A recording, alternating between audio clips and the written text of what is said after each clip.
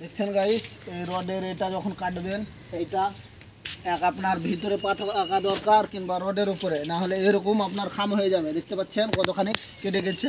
তার জন্যে এরকম পা রাখবে কিংবা ভিতরে এক পা রাখবে, আর রডের উপরে এক পা, এরকম করে কাটবে।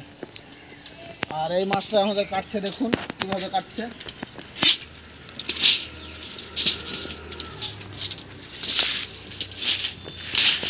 হ্যাঁ, হয়ে গেছে।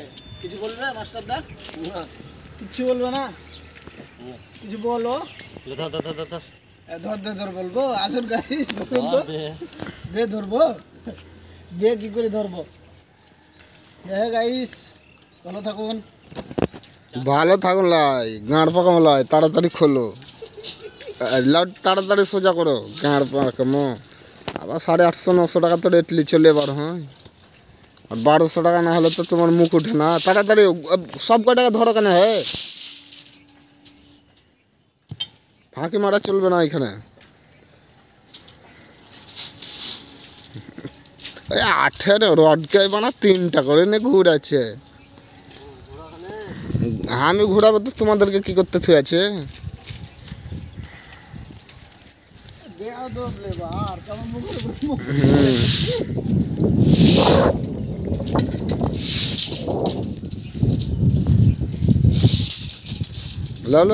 সোজা করো।